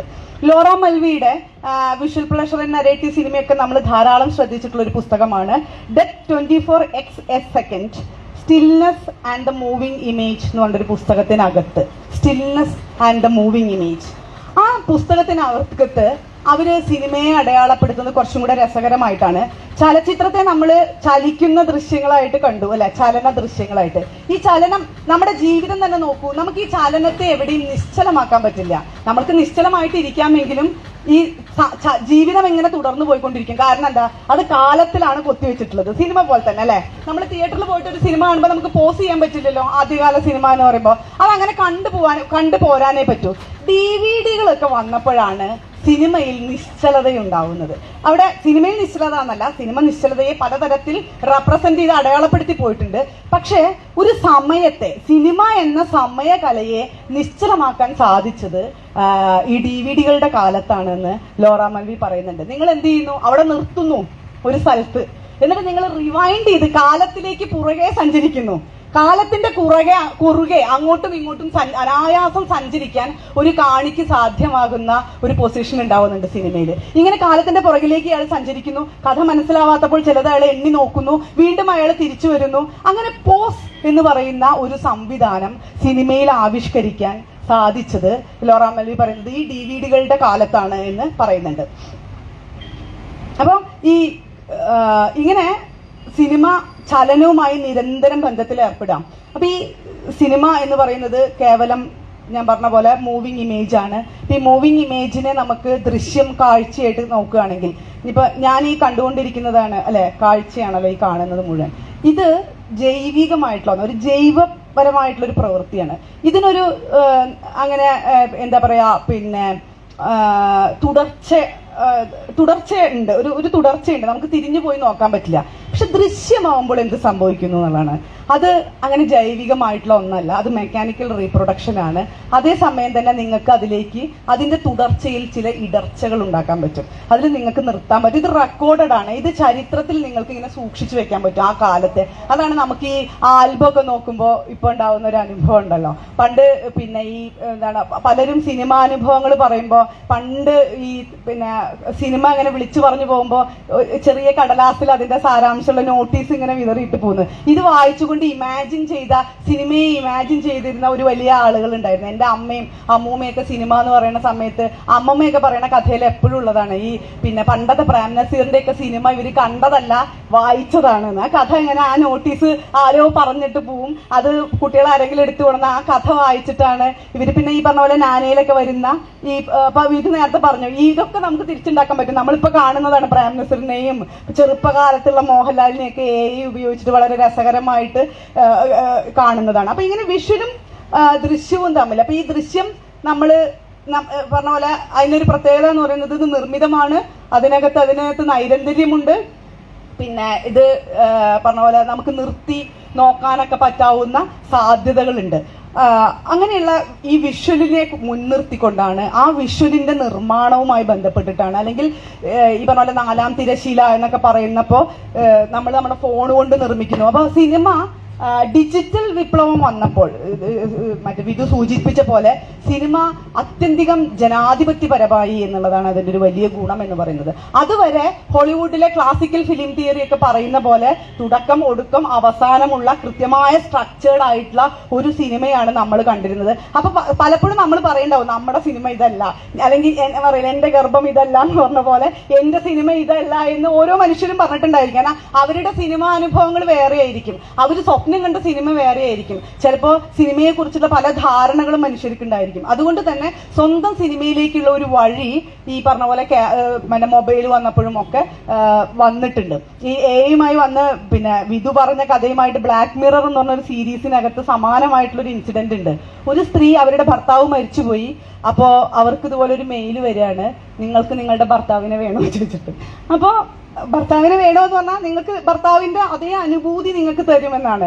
അപ്പോൾ ഭർത്താവിന്റെ അതേ ലുക്കിലുള്ള ആള്. അപ്പൊ ചെയ്യുന്നത് ഈ ഇവരുടെ സോഷ്യൽ മീഡിയയിലുള്ള എല്ലാ ഫോട്ടോയും ഒക്കെ എടുത്തുകൊണ്ട് AI നിർമ്മിച്ച ഒരു ബോഡി, ഒരു കറക്റ്റ് അവരുടെ ഭർത്താവ് കുറെ കൂടി യങ്ങായിരിക്കുന്ന സമയത്തെ ഭർത്താവ്, അയാളെ കണ്ടപ്പോൾ ഈ സ്ത്രീക്ക് കുറച്ച് പ്രേമം തോന്നി. കാരണം ആ പ്രേമം ഉണ്ടായിരുന്ന ആദ്യ കാലമുണ്ടല്ലോ, കല്യാണം കഴിഞ്ഞ ആദ്യ സമയത്തുള്ള പ്രണയത്തിലേക്ക് ഇവര് തിരിച്ചുപോയി. ഇവര് വേണ്ടെന്നൊന്നും പറഞ്ഞില്ല അയാളോട്, അയാൾ വീട്ടിലേക്ക് വന്നു. അപ്പൊ അയാൾക്ക് എന്താ വെച്ചാല് അഗ്രസീവ്നെസ്സേ ഇല്ല. കാരണം അങ്ങനെ പഠിപ്പിച്ചു വെച്ചിരിക്കുന്നത്. കാരണം അത് പ്രോഗ്രാം ചെയ്യുന്നതാണല്ലോ. നിങ്ങൾക്ക് ഏത് ഇമോഷൻ വേണമെന്ന് പറഞ്ഞപ്പോൾ അയാളുടെ പ്രേമഭാവത്തെയാണ് ഈ സ്ത്രീക്ക് കൊടുത്തിട്ടുള്ളത്. അപ്പോൾ ഇയാൾ വളരെ കാമുകനായിട്ടുള്ള പിന്നെ ഭർത്താവും. അപ്പൊ അഗ്രസീവ്നെസ് ഇല്ലാത്തപ്പോ സ്ത്രീ ഭയങ്കര ഹാപ്പി ആയി. കാരണം ഒറിജിനൽ ഭർത്താവുമായിട്ട് അത്യാവശ്യം വഴക്കൊക്കെ ഉള്ളത് കൊണ്ട് ചെറിയ ചെറിയ പ്രശ്നങ്ങളൊക്കെ ഇത് ഭയങ്കര സുഖമുണ്ടല്ലോ, എന്ത് പറഞ്ഞാലും അനുസരിക്കുന്ന നല്ല രസമുള്ള ഒരു ഭർത്താവിനെ കിട്ടി. കുറച്ച് കഴിഞ്ഞപ്പോൾ ഇവർക്ക് പ്രശ്നമാവാൻ തുടങ്ങി. കാരണം യാഥാർത്ഥ്യത്തിന് ഇങ്ങനെയും കൂടി ഒരു ബന്ധമുണ്ട്. യാഥാർത്ഥ്യത്തിനകത്ത് ചില പ്രതിരോധങ്ങൾ ഉണ്ടാവും, ചില തർക്കങ്ങൾ ഉണ്ടായിരിക്കും. അപ്പൊ യാഥാർത്ഥ്യത്തിൽ നിന്ന് വിട്ടുപോയിട്ട് അത് അവരിൽ വലിയ ബുദ്ധിമുട്ടുണ്ടാവുകയും ഇത് എന്ത് ചെയ്താലും പറഞ്ഞാലും അനുസരിക്കുകയും ചെയ്യുകയും ചെയ്യുമ്പോൾ ഇവർക്ക് ശല്യമായി മാറുന്ന ഒരവസ്ഥയിലേക്ക് ആ സിനിമ എത്തിച്ചേരുന്നുണ്ട് ബ്ലാക്ക് മിറർ. അങ്ങനെ മനുഷ്യന്റെ പലതരത്തിലുള്ള അനുഭവങ്ങളെ ബന്ധപ്പെടുത്തിക്കൊണ്ടാണ് ഈ പറഞ്ഞ പോലെ ചിപ്പ് വെച്ചുകൊണ്ട് രണ്ടുപേര് പിന്നെ വെർച്വൽ യാത്ര ചെയ്യുന്നു, അവർ തമ്മിലുള്ള ഫിസിക്കൽ റിലേഷൻ ഉണ്ടാവുന്നു, അവർക്ക് അതിന്റെ അനുഭവം ഉണ്ടാവുന്നു. അങ്ങനെ ഈ ബ്ലാക്ക് മിറർ എന്ന് പറയുന്ന സിനിമ നമ്മുടെ മുന്നിൽ അതൊരു ബ്ലാക്ക് മിറർ ആണ്. ഒരു ഇരുണ്ട യാഥാർത്ഥ്യത്തെ നമ്മുടെ മുന്നിൽ കാണാൻ ഭയക്കുന്ന ഒരു ഇരുണ്ട യാഥാർത്ഥ്യത്തെ AI നിങ്ങൾക്ക് തരുമെന്നുള്ള ഒരു ബോധ്യം ഉണ്ടാക്കുന്നു. അപ്പൊ ഈ ഡിജിറ്റൽ പുതിയ സാങ്കേതിക വിദ്യയുടെ കാലത്ത് AI നമുക്ക് രണ്ട് തരത്തിലാണ് പറയുന്നത്. ഒന്ന് AI ഉപയോഗിച്ച് നിർമ്മിക്കുന്ന സിനിമകൾ, AI നരേറ്റീവായി വരുന്ന സിനിമകൾ. ഹെർ എന്ന് പറയുന്നൊരു സിനിമ കണ്ടിട്ടുണ്ടോ? ഹെർ എന്ന് പറഞ്ഞൊരു സിനിമ. ഹെറിൽ എങ്ങനെയാണ്? ഹെറില് ഈ നായകൻ പ്രണയലേഖനങ്ങൾ എഴുതുന്ന നായകനാണ് പലർക്കും വേണ്ടി. അയാൾ വളരെ ഏകാഗിയായ ഒരു മനുഷ്യന്റെ ജീവിതത്തിലേക്ക് സാമന്ത എന്ന് പറയുന്ന ഒരു സ്ത്രീ ആയിട്ടാണ് AI കടന്നു വരുന്നത്. അതൊരു രാത്രിയിലാണ് അവർ കടന്നു വരുന്നത്. അവർ കടന്നു വരികയും ഇയാളോട് പ്രണയത്തിന്റെ ഭാഷയിൽ സ്വകാര്യങ്ങൾ പറയുകയും ചെയ്യുന്നു. ഭയങ്കര ഹസ്റ്റി ആയിട്ടുള്ള ശബ്ദത്തിൽ അവർ മധുരമായി സംസാരിക്കുന്നുണ്ട് ഇയാളടുത്ത്. അപ്പൊ ഏകാന്തതയ്ക്ക് കൂട്ടായിട്ട് വരുന്ന ഈ സ്ത്രീയോട് ഇയാൾക്ക് പ്രണയമാവുകയും അങ്ങനെ ഒരു സമയത്താണ് ഇയാൾക്ക് തിരിച്ചറിയുന്നത് നിങ്ങൾ എത്രയോ ആളുകളുടെ അല്ലെങ്കിൽ എത്രയോ ആളുകളുടെ മാനസിക നിലയെ അല്ലെങ്കിൽ പ്രണയം ആഗ്രഹിക്കുന്ന മനുഷ്യരുടെ ഒരു ജീവിതത്തിന്റെ താളക്രമത്തെ ക്രമീകരിക്കുന്ന ഒരാളാണ് ഈ സാമന്ത എന്നുള്ളതും. ലോകത്ത് എത്രയോ കോടാനുകോടി മനുഷ്യരുമായി അവർ പ്രണയത്തിലാണെന്ന് അറിയുമ്പോൾ ഇയാൾ പെട്ടെന്ന് ആകെ ഷോക്കാവുകയും അയാൾക്കത് ആ റിയാലിറ്റി അയാൾക്ക് അംഗീകരിക്കാൻ പറ്റുന്നില്ല. അയാളുടെ പൊതുബോധം അയാൾ ഒരു സ്ത്രീയുമായി പ്രണയിക്കുന്ന അഗാധമായ പ്രണയത്തിലാകുന്ന ഒരു പൊതുബോധത്തിൽ അയാൾ നിൽക്കുന്നത്. എയ്ക്ക് ആ പൊതുബോധമില്ലല്ലോ. എയുടെ പൊതുബോധം എന്ന് പറയുന്നത് എത്ര പുരുഷനുമായും എത്ര സ്ത്രീയുമായും അഗാധമായ പ്രണയത്തിലാവാം എന്നുള്ള പൊതുബോധമാണ്. അതുകൊണ്ട് തന്നെ അയാൾക്കത് വലിയ ഷോക്കാവുകയും വലിയ പ്രശ്നങ്ങൾ ഉണ്ടാവുകയും ചെയ്യുന്ന, പക്ഷെ ഭയങ്കര ബ്യൂട്ടിഫുൾ ആയിട്ട് വന്നിട്ടുള്ള ഒരു സിനിമയാണ്. അപ്പൊ ഞാനിത് പറഞ്ഞു വന്നത്, ഈ കഥകളൊക്കെ പറഞ്ഞത് സിനിമാ കഥ പറയാൻ വേണ്ടി കൂടിയല്ല. ഈ ഡിജിറ്റൽ കാലത്ത് പിന്നെ ഫിലിപ്പ് റോസൻ എന്ന് പറയുന്ന സൈദ്ധാന്തിക പറയുന്നത്, ഡിജിറ്റൽ കാലത്ത് ഇപ്പോൾ നമ്മുടെ ആൻഡ്രേ ബാസിൻ പറഞ്ഞു, ഭൗതിക മുദ്രയാണ്, ഡിജിറ്റലിന്റെ ഭൗതിക മുദ്രയാണ് സിനിമ, അല്ലെങ്കിൽ അടയാളപ്പെടുന്ന ട്രേസസ് ആണ് എന്ന് പറഞ്ഞു. ക്യാമറ ഉപയോഗിച്ചുകൊണ്ട് യഥാർത്ഥത്തെ ട്രേസ് ചെയ്യുന്ന ട്രേസസ് ആണ്, അതൊരു ഭൗതിക മുദ്രയാണെന്ന് പറഞ്ഞു. പക്ഷെ ഡിജിറ്റൽ കാലത്ത് ഇത് ഇല്ലാതാവുകയാണ് ചെയ്യുന്നത്. നിങ്ങൾക്ക് സ്വന്തമായിട്ട് ഒരു കൽപ്പിതമായിട്ടുള്ള ഒരു ഇമേജിനെയോ, ഇപ്പൊ ഹെറിൽ ശബ്ദമാണ്, ബ്ലാക്ക് മിററിൽ ഞാൻ പറഞ്ഞത് അവരുടെ ഭർത്താവിനെ തന്നെയാണ് നിർമ്മിച്ചു കൊടുത്തത്. കാരണം അവരുടെ ഫേസ്ബുക്കിലും സോഷ്യൽ മീഡിയയിലും ഒക്കെ കടന്നു പോയിട്ടുള്ള ഭർത്താവിന്റെ, ഇപ്പൊ സോഷ്യൽ മീഡിയ എന്തെങ്കിലും ഒരു അപകടം എന്താ വെച്ചാൽ നമ്മൾ നല്ലത് മാത്രമേ അതിനകത്ത് കാണിക്കുള്ളൂ. അതുകൊണ്ട് തന്നെ നല്ല കാലം മാത്രം പ്രദാനം ചെയ്യുന്ന ഒരു ഭർത്താവിനെ ബ്ലാക്ക് മിററിൽ ആ സ്ത്രീക്ക് കിട്ടി. ഹെറിലാണെങ്കിൽ അയാൾ ആഗ്രഹിക്കുന്ന രീതിയിൽ അയാൾക്ക് പ്രാപ്യമായ ഒരു കാമുകിയെ അയാൾക്ക് കിട്ടി. അപ്പൊ ഇങ്ങനെ യാഥാർത്ഥ്യത്തെയാണ് അതുവരെയുള്ള സിനിമ, ഇപ്പൊ വാത്സല്യം പോലത്തെ സിനിമയൊക്കെ നമുക്ക് രാഘവൻ നായരെയൊക്കെ പണ്ട് ആളുകൾ പിന്നെ ആകാശദൂതൊക്കെ കണ്ട് നെഞ്ചത്തടിച്ച്, ഇപ്പൊ നമ്മൾ വളരെ ക്രിട്ടിക്കലാവുമ്പോൾ അന്ന് നെഞ്ചത്തടിച്ച് നിറഞ്ഞ കാലമുണ്ട്. കാരണം ഇയാള് വിചാരിക്കുന്നത് ഈ പാട്രിയാർക്കിയുടെ കാലത്ത് പിന്നെ ഈ പറഞ്ഞ പോലെ രാഘവൻ നായർ വളരെ പ്രധാനമാണ്, വല്യേട്ടൻ വളരെ പ്രധാനമായിട്ടിരിക്കുന്ന കാലത്ത് നമുക്ക് ആ പടത്തിൽ വളരെ കുറേം കൂടെ ആളുകൾ, അതുകൊണ്ടാണ് ഇത് പോപ്പുലർ സിനിമയുടെ സമവാക്യത്തിനകത്ത് പെടുകയൊക്കെ ചെയ്യുന്നത്. അപ്പോൾ പുതിയ കാലത്ത് എന്താ സംഭവിക്കുന്നത് വെച്ചാൽ ഈ ട്രേസുകൾ ഇല്ലാതാവുകയും നിർമ്മിതമായിട്ടുള്ള ഒരു ആ യാഥാർത്ഥ്യത്തോട് കലഹിക്കുന്നുണ്ട്. കാരണം എന്റെ കാമുകി എങ്ങനെ എല്ലാവരുടെ അടുത്തും സംസാരിക്കണ്ട എന്ന് പറയുന്ന ഹെറിൽ നായകന്റെ ഒരു ആറ്റിറ്റ്യൂഡ് വരുന്നുണ്ട്. പക്ഷേ യാഥാർത്ഥ്യത്തിന്റെ ട്രേസസ് മാറ്റിക്കൊണ്ട് പുതിയ യാഥാർത്ഥ്യത്തെ നിർമ്മിക്കാൻ, അതിനെയാണ് നമ്മൾ നിർമ്മിത യാഥാർത്ഥ്യം എന്ന് പറയുന്നത്. എയുടെ കാലത്ത് സംഭവിക്കുന്നത് പുതിയ യാഥാർത്ഥ്യങ്ങൾ ഉണ്ടാകുന്നു. ഈ യാഥാർത്ഥ്യം എവിടെയാണ് ഉണ്ടാകുന്നത് എന്ന് ചോദിച്ചു കഴിഞ്ഞാൽ, ഞാൻ ആദ്യം പറഞ്ഞു സിനിമ എന്ന് പറയുന്നത് സമയത്തിൽ കൊത്തിവെച്ച ഒരു ശില്പമാണെന്ന്. പുതിയ ബോധവും സമയക്രമവും നൽകാൻ ഡിജിറ്റൽ സിനിമയ്ക്ക് സാധിച്ചിട്ടുണ്ട്. അതിന് വേറെ ഒന്നും റെഫറൻസ് ഇല്ല, ഒരു റിയാലിറ്റി റെഫറൻസ് ഇല്ല. നമ്മൾ ഒരു മലയാള സിനിമ എടുക്കുമ്പോൾ യഥാർത്ഥത്തിൽ അങ്ങനെ ഉണ്ടോ എന്ന് റെഫറൻസ് 100 വട്ടം നോക്കിയിട്ടാണ്. അപ്പൊ ഇവര് പറയാ, സിനിമാക്കാരുടെ ടേമിൽ പറയുന്നത് വർക്കാവോ വർക്കാവില്ലേ എന്നുള്ളതാണ്.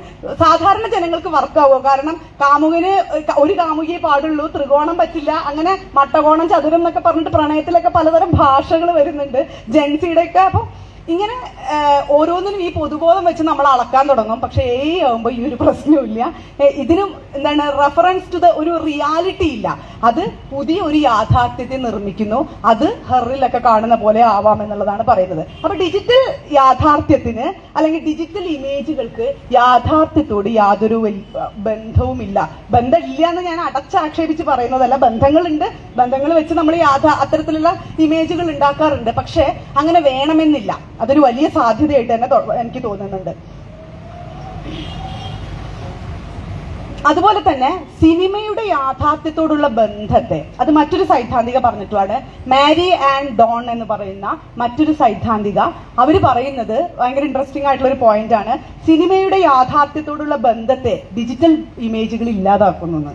അപ്പൊ ഇതുവരെ ഞാൻ പറഞ്ഞു വന്നത് സിനിമയുടെ സൈദ്ധാന്തികർ, സിനിമയുണ്ടായ കാലം മുതൽ വന്നിട്ടുള്ള ഓരോരോ മൂവ്മെന്റുകള്, പിന്നെ ആദ്യത്തെ ഈ ആശങ്ക വന്നിട്ടുള്ളത് ജർമ്മൻ എക്സ്പ്രഷനിസത്തിന്റെ കാലത്ത് 1927 വന്നിട്ടുള്ള മെട്രോപോളിസ് എന്ന് പറയുന്ന സിനിമയ്ക്കകത്താണ് മനുഷ്യനും യന്ത്രവും തമ്മിലുള്ള ബന്ധവും യന്ത്രം മനുഷ്യനെ വിഴുങ്ങുന്നതായിട്ടുള്ള ഒരു വലിയ ഭയപ്പെടുത്തുന്ന ഒരു ഇമേജ് നമുക്ക് തരുന്നത്. ഇത് മെട്രോപോളിസ് എന്ന് പറയുന്ന സിനിമ 1927 വന്നിട്ടുണ്ട് ജർമ്മൻ എക്സ്പ്രഷനിസത്തിന്റെ കാലത്ത്. അന്നങ്ങോട്ട് സ്പേസ് ഒഡീസി പോലെയുള്ള സിനിമകളിൽ, മാട്രിക്സ് പോലുള്ള സിനിമകളിലൊക്കെ നമ്മൾ ധാരാളമായിട്ട് മനുഷ്യനെ വിഴുങ്ങുന്ന സാങ്കേതിക വിദ്യയുടെ കഥ കണ്ടിട്ടുണ്ട്. അപ്പൊ ഇതൊക്കെ ഇത് എപ്പോഴും യാഥാർത്ഥ്യവുമായി ബന്ധപ്പെടുത്തിയിട്ടാണ്. യഥാർത്ഥത്തിൽ ഞങ്ങൾ ഇങ്ങനെയല്ല, പക്ഷെ ഇങ്ങനെ ഒരു സാധ്യതയുണ്ട് എന്ന് പറഞ്ഞുകൊണ്ടായിരുന്നു.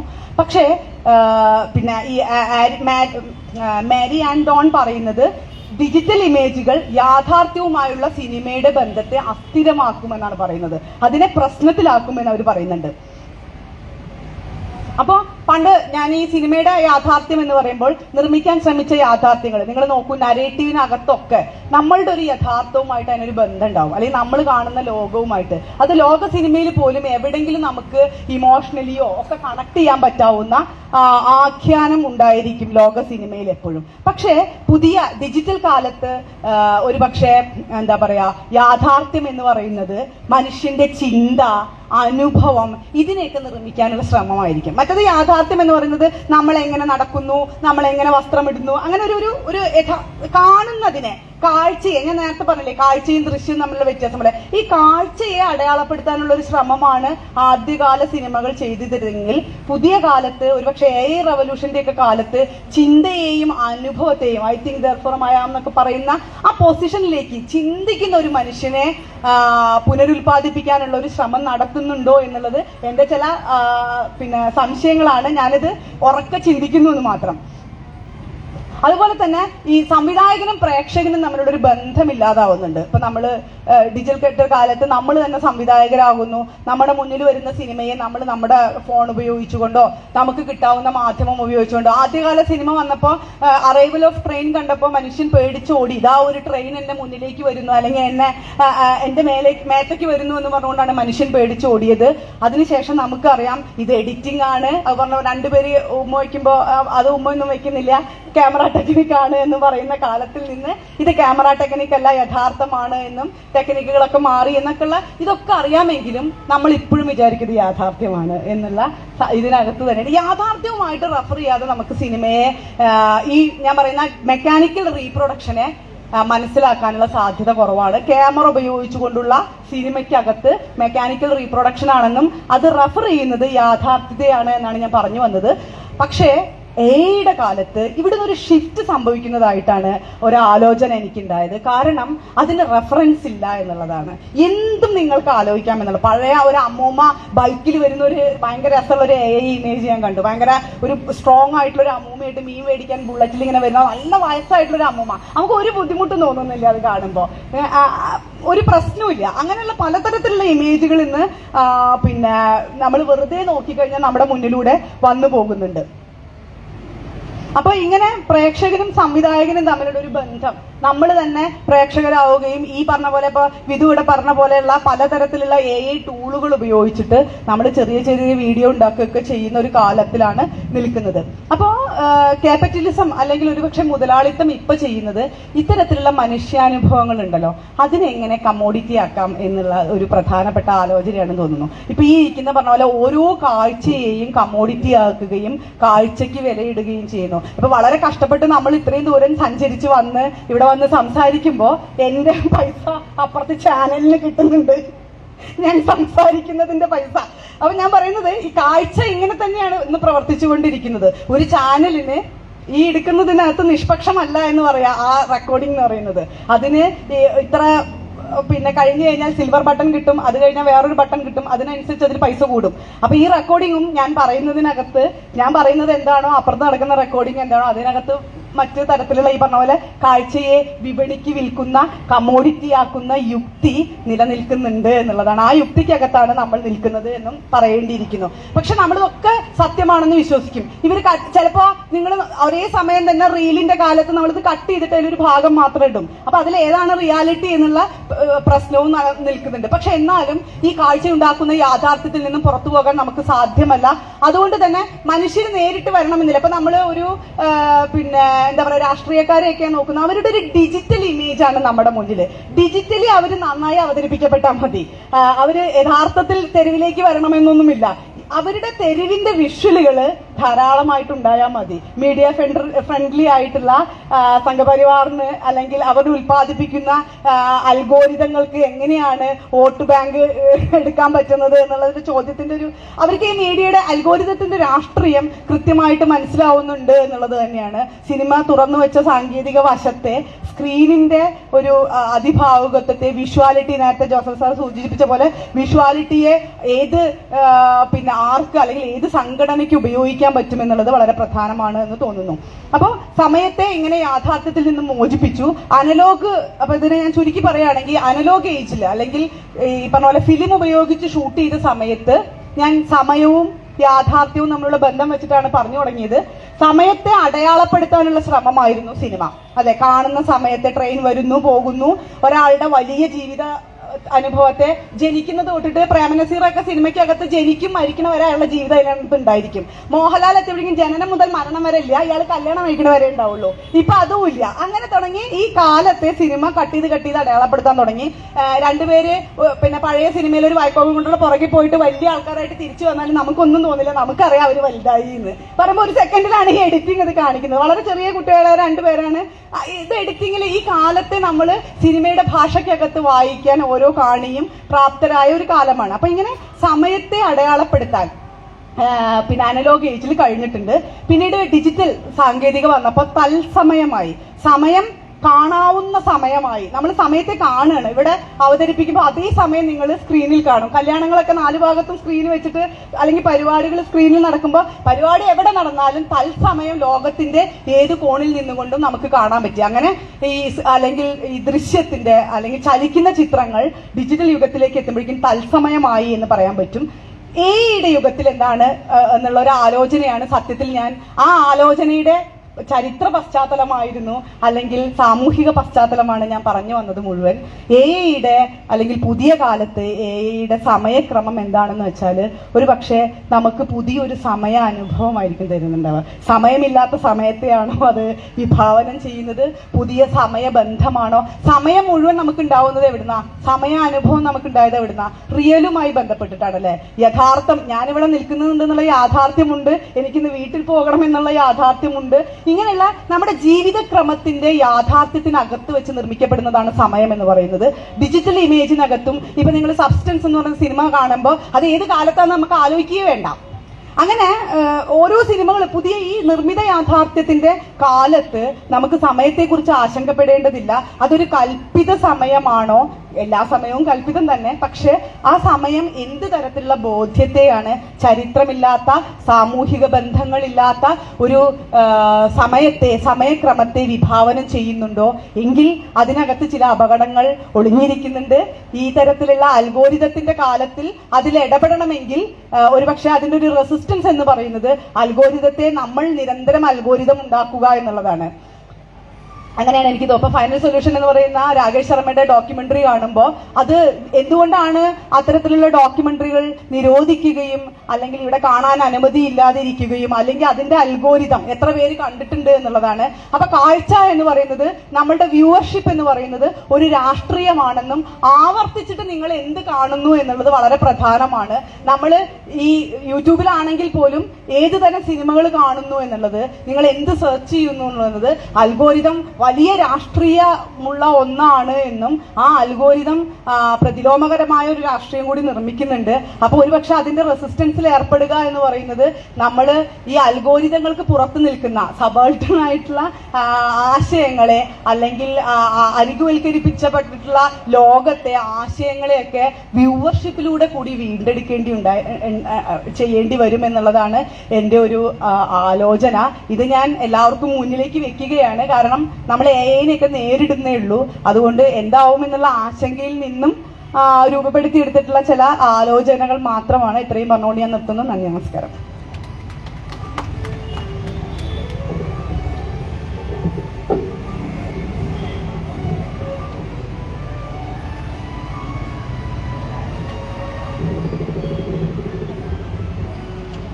ഈ സെഷനിൽ പങ്കെടുത്ത Shri B K Joseph, Vidhu Vincent, Sreedevi P Aravind അവർക്കും ഈ ചടങ്ങിൽ പങ്കെടുത്ത സദസ്സിലും വേദിയിലുള്ള മുഴുവൻ പേർക്കും ഈ ലിബറേറ്റ് 25ന്റെ പേരിൽ കൃതജ്ഞത രേഖപ്പെടുത്തുന്നു. അടുത്ത സെഷൻ ഉടൻ തന്നെ ആരംഭിക്കുകയാണ്.